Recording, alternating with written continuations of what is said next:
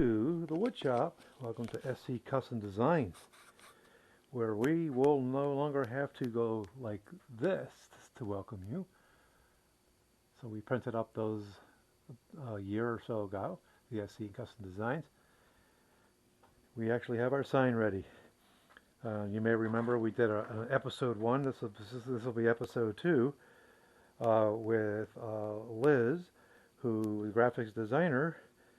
I think she worked for the state. We contracted her to make this, to etch in here.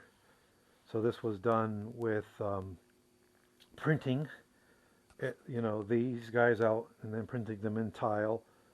So, and then transferring the ink from the paper over to the sign. We did that with poly acrylic, I believe.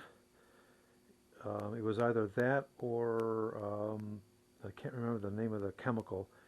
There's one or two chemicals that do the job for us. So at any rate, can't remember the name of it. But here it is. Here's the sign.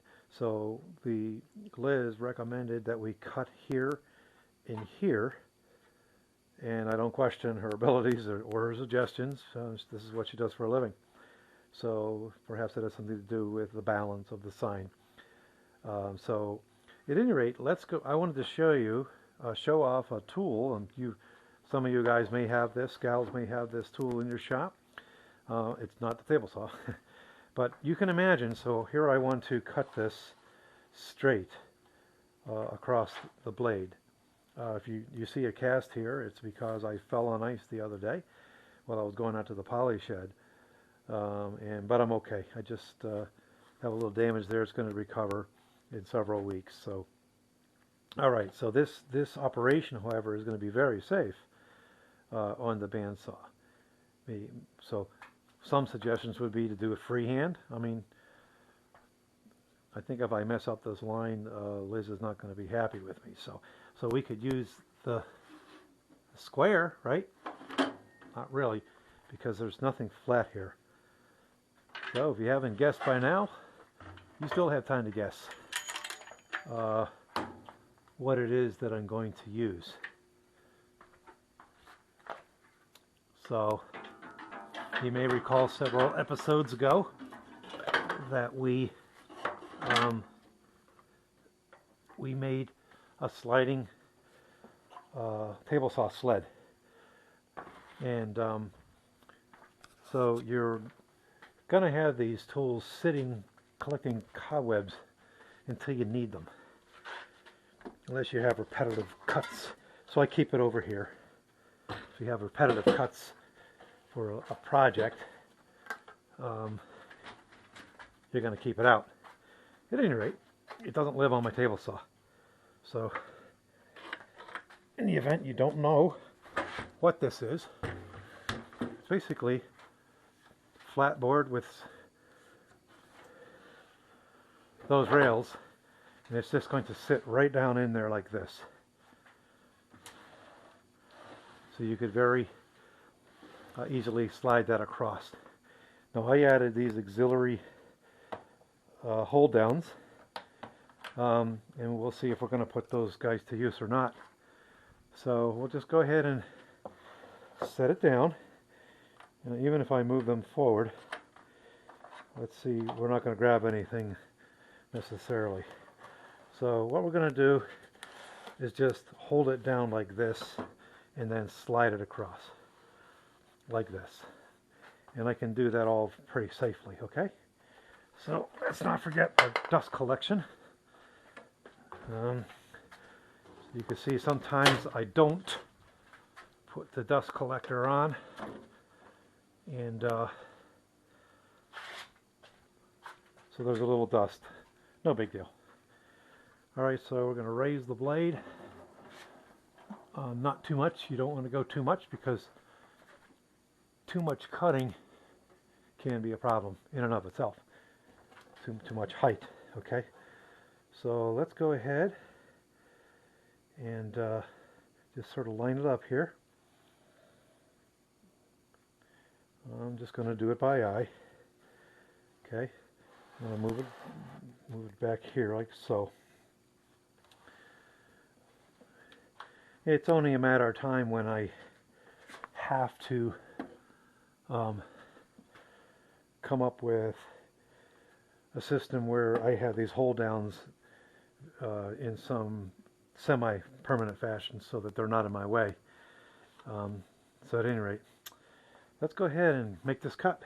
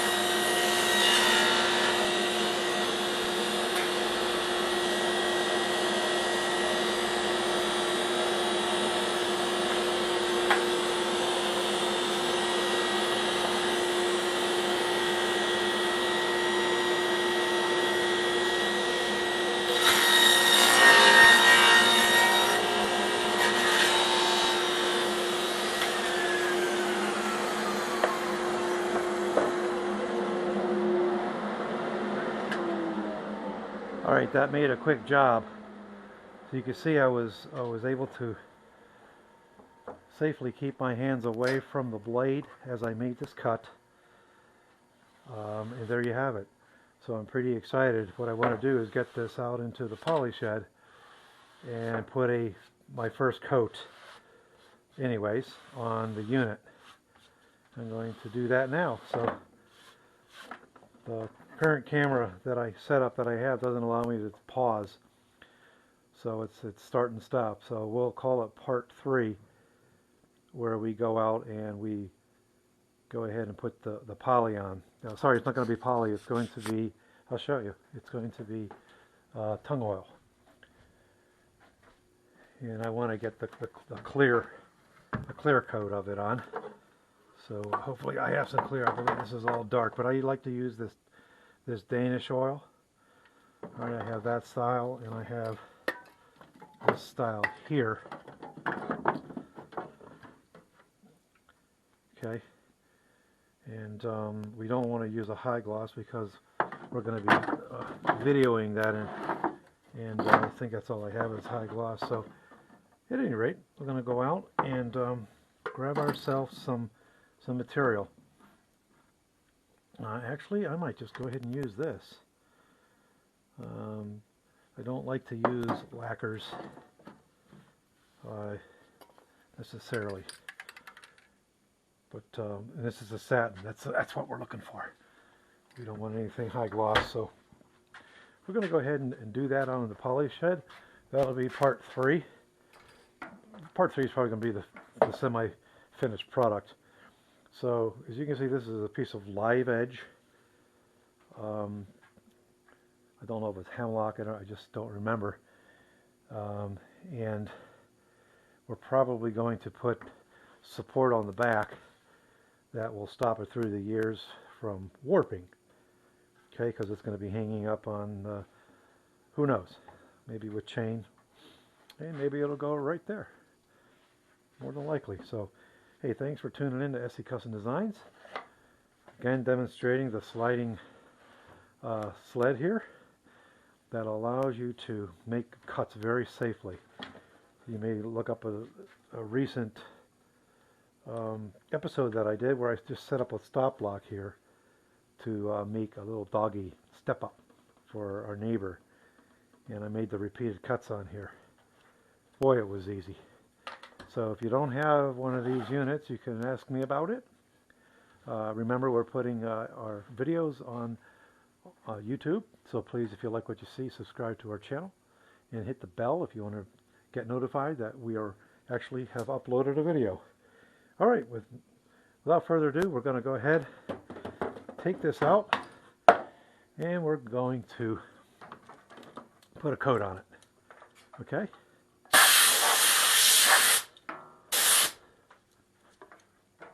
Thanks for watching SC Custom Designs, and stay tuned, and we're going to see part 3 shortly. We're very, very happy.